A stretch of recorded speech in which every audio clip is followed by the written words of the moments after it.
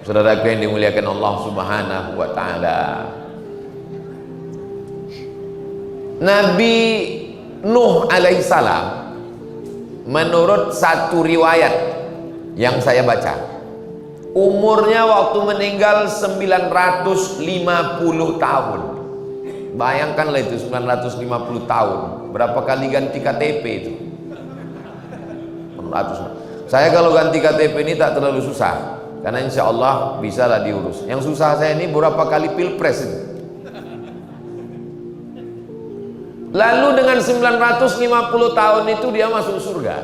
Tiba-tiba kita yang umurnya cuma 63 masuk surga, dipotong tidur 8 jam. Jadi kalau sehari itu 24 jam dibagi 3, 8, 8, 8, meninggal umur 63, itu berarti ibarat tidurnya aja 21 tahun. Belum lagi scroll Instagram, belum lagi update status. Lalu kita masuk surga ini dengan bekal apa? Makanya ketika kita berdoa di malam, wa adkhilnal jannata ma'al abrar, masukkanlah aku ke dalam surga bersama orang-orang pilihan nabi-nabi. Masuklah ke dalam surga sama Nabi Nuh. Kata Nabi Nuh, aku beramal 950, kau berapa gitu. Lalu bagaimana cara Allah menyelamatkan umat akhir zaman yang badannya paling kecil, umurnya paling pendek, tenaganya paling tak ada? Bagaimana caranya? Itulah hebatnya umat Nabi Muhammad sallallahu alaihi wasallam. Nabi sedang duduk-duduk sama sahabat. Kata Nabi, umat sebelum aku, Bani Israel, itu ada yang malamnya qiyamul lail, tak tidur, siangnya jihad fisabilillah berdarah-darah, la ya'sunallaha tarfata ainin, tidak pernah buat maksiat melawan perintah Allah sekedip mata. Malamnya qiyamul lail, siangnya berjihad, tak pernah buat maksiat 80 tahun. Mendengar cerita itu sahabat tertunduk sedih. Beda sama jamaah. Jamaah ini kalau tertunduk 2 gendangnya, kalau tak kenyang mengantuk. Bukan di sini, kalau yang di sini ini hebat-hebat, di tempat lain. Jadi melihat sahabat yang tertunduk tadi, Nabi itu tahu, ini sahabat ini berduka. Kenapa? Tak mungkinlah kita bisa mengimbangi amal mereka 80 tahun malamnya qiyamul lail, siangnya berjihad. Turunlah malaikat Jibril alaihissalam untuk menghibur umat Nabi Muhammad SAW, membawa ayat inna anzalnahu fi lailatul qadr wa ma adraka ma lailatul qadr lailatul qadri khairum min. Walaupun umat sebelum engkau itu malamnya qiyamul lail, siangnya jihad 80 tahun, sekali cuman dia dapat. Tapi umatmu ya Nabi Allah Muhammad sallallahu alaihi wasallam bisa mendapat setahun sekali, lebih dari 80 tahun, 83 tahun. Itulah disebut dengan Lailatul Qadar. Kapan dia? Inna anzalnahu fi lailatin mubarakah. Kami turunkan dia di malam yang penuh berkah. Malam, 1 tahun ada 360 malam. Malam yang mana? Inna anzalnahu fi lailatul qadr. Kami turunkan dia di malam yang penuh dengan kemuliaan. Malam 360 malam. Malam yang mana? Dipersempit lagi. Syahrul Ramadan alladzi unzila fihi al-Qur'an. Dengan turunnya ayat ini tereliminasilah 11 bulan, maka menjadi 29 sampai 30 malam. Dari 29 sampai 30 malam ini malam yang mana? Diperkecil lagi. Taharru lailatul qadri fil ashril awakhir. Carilah dia di 10 malam terakhir Ramadan. Ditakdirkan Allah malam 10 terakhir, pas malam 21 ini saya iktikaf di Masjid Cheng Ho nanti malam. Jadi yang paling bagus itu memang iktikafnya kalau ikut sunnah Nabi Sallallahu Alaihi Wasallam, dari mulai petang 20 tadi, ini malam 21, masuk keluarnya nanti malam Idul Fitri. Itulah yang paling bagus.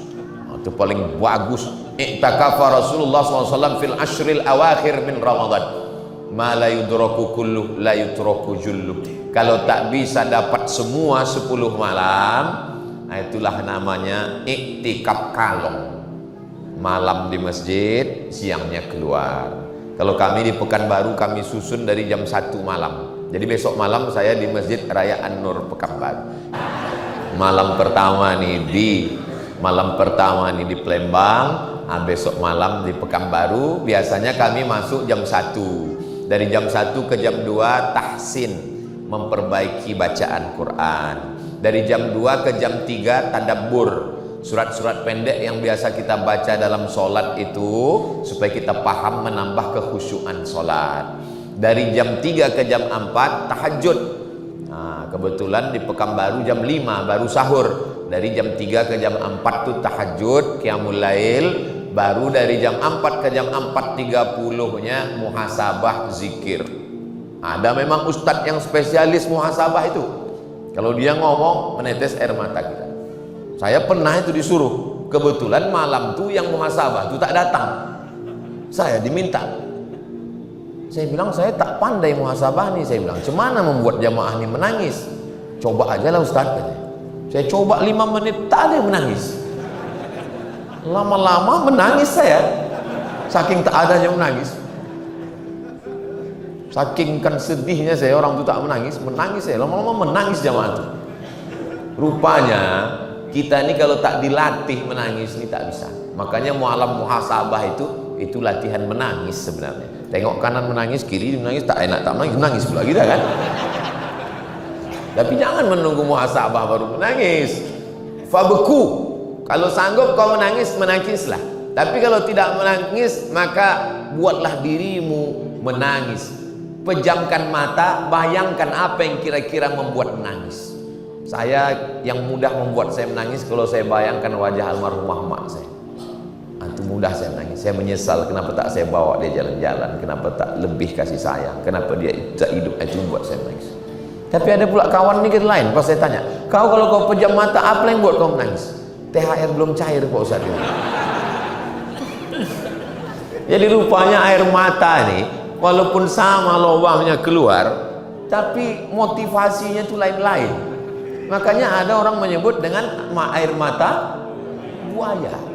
Kenapa air mata yang tak tulus itu disebut buaya? Rupanya buaya ini tak ada pori-porinya. Bapak yang tak percaya ini, besok pergi ke kebun binatang, periksalah. Buaya ini tak ada pori-porinya. Kita kalau berkeringat, kita lari, itu keringat kita itu keluar dari pori-pori. Buaya ini tak ada porinya. Jadi dia kalau kekenyangan atau dia kepanasan, itu keluar cairan dari saluran matanya. Jadi dia menangis itu tidak karena sedih, karena kenyang pun nangis juga. Maka disebut dengan air mata buaya. Jadi memang buaya ini selalu jadi contoh yang tidak baik. Dia memang kalau di air, orang Betawi kalau menikah itu biasanya pakai roti buaya. Saya ini orangnya penasaran, jadi saya tanya, Pak, kenapa kalian kalau mengantar pengantin ini pakai roti buaya? Kata dia, buaya ini paling setia Pak Ustaz. Oh begitu. Tapi kalau di air, kalau sudah naik ke darat jadi memang beberapa makhluk ini kalau udah naik dia ke darat jadi tak betul. Di antaranya buaya sama lintah darat. Kenapa ke situ pula cerita kita tadi? Di mana tadi awal berbeloknya ini? Bahwa Allah Subhanahu wa taala meminta kita untuk mengisi malam-malam ini. Saya selalu mengatakan ke diri saya, ini Ramadan kau yang terakhir Abdul Somad. Maka 10 malam ini mesti kau isi. Malam ini di Masjid Cheng Ho, besok malam di Masjid Ar-Nur Pekanbaru. Habis itu nanti dari mulai tanggal 3, 4, 5, 6, 7 itu saya tak keluar. Saya suluk tarekat Naqsabandiyah. Memang tak keluar. Habis itu baru nanti udah 29 baru saya pulang pergi ke Jawa Timur, ke Jombang. Karena orang tua sudah tak ada, mertua. Kalau orang tua itu sayang ke kita, memanglah kita ini anaknya. dikandungnya 9 bulan 10 hari, disusukannya 2 tahun, disekolahkannya, dibesarkannya. Sayang dia ke kita, memang kita anaknya, tapi ada yang lebih sayang lagi sama kita. Siapa dia? Dibesarkannya anaknya, disekolahkannya, dikandungkannya, dididiknya, setelah besar dikasihnya ke kita. Itu mertua luar biasa. Jadi ada yang lebih sayang lagi ke kita ini daripada orang tua, mertua.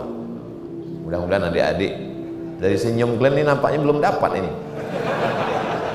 Mudah-mudahan kalian dapat mertua yang baik-baik, insya Allah.